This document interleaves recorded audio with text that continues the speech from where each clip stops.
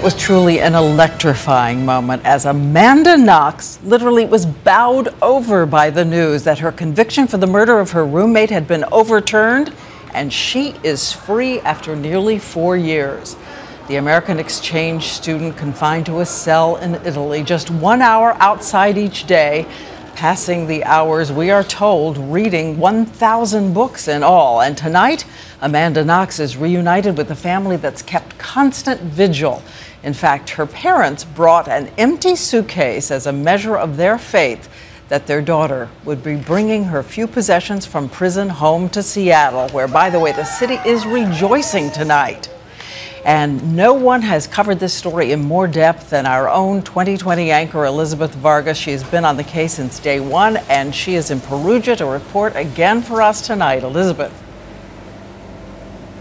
Good evening, Diane. The 4-year odyssey for the Knox family is finally over. A member of the Knox family has been here every single day in Perugia, Italy, since her arrest nearly 4 years ago for the murder of her British roommate, Meredith Kircher. They have never wavered in insisting on her innocence. And tonight, in a dramatic and emotional hearing, they finally got the acquittal they've been waiting for. The tension grew with every one of the 9 hours of deliberation. Then well into the night, the appeal judge summoned Knox from the 13 by 13-foot cell that has been her home for so long. Her family, walking hand in hand, made their way to the 15th century courthouse, taking their place as Amanda sat trembling before the judge. Speaking deliberately in Italian, the judge rejected claims Knox and her former Italian boyfriend were part of a lurid sex murder. A stunning moment, the words Amanda Knox and her family had longed to hear.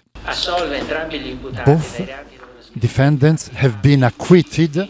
And when those words sank in, the 24-year-old broke down, slumping in her seat, sobbing. She was free. Her conviction and 26-year sentence overturned. The courtroom erupted in cheers.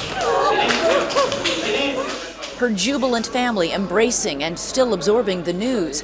Their 4-year odyssey to clear their daughter in the murder of 21-year-old Meredith Kircher finally over. Outside the courtroom, there was outrage. As Knox's family made their way out of the courtroom, her younger sister and best friend DEANNA stepped up to the microphone, now a joyful family spokesman. We're thankful that Amanda's nightmare is over. She suffered for 4 years for a crime that she did not commit. Then her lead attorney, who had defended the Seattle student from the start, over 100 hearings and a crushing guilty verdict 2 years ago. Today she was scared. She knew that the day was important. The border was between life in jail and complete dismissal. Therefore, she was very scared. Amanda Knox was hustled back to prison for the last time. She was finishing some routine paperwork before being flown out of the country, back to her home in Seattle. This day of judgment started with Knox's emotional plea in court to be freed. Her voice shaking so much, the judge told her she could sit if necessary. She said, "I am paying with my life for something I didn't do. I didn't kill. I didn't rape. I insist after 4 years, after 4 hopeless years, my innocence. I want to go home. I want to go back to my life. I deserve freedom." When Amanda Knox arrived back in the Capane prison tonight, Diane, she was greeted with cheers from those inside the prison. She's become quite popular in her 4 years there. They nicknamed her Bambi. She spent some time with the prison chaplain tonight saying goodbye. This person has been a close confidant of hers through this difficult ordeal. But she is out of prison tonight and will be on her way back to the United States within hours. Unimaginable, I am sure. And thanks so much for your reporting on all of this. Elizabeth Vargas reporting in from Italy tonight. But I want to bring in ABC's chief legal analyst, Dan Abrams. So, Dan, what is the final word on this? Did an American student fall into a kind of Alice in Wonderland world of Italian legal systems? Well, look, I think the court did the right thing. Once the DNA evidence was discredited, there was no link to the murder. With that said, Amanda Knox made false statements to the authorities about this investigation. Significant false statements. Now, she says they were coerced, and if they were, then yes, it's Alice in Wonderland.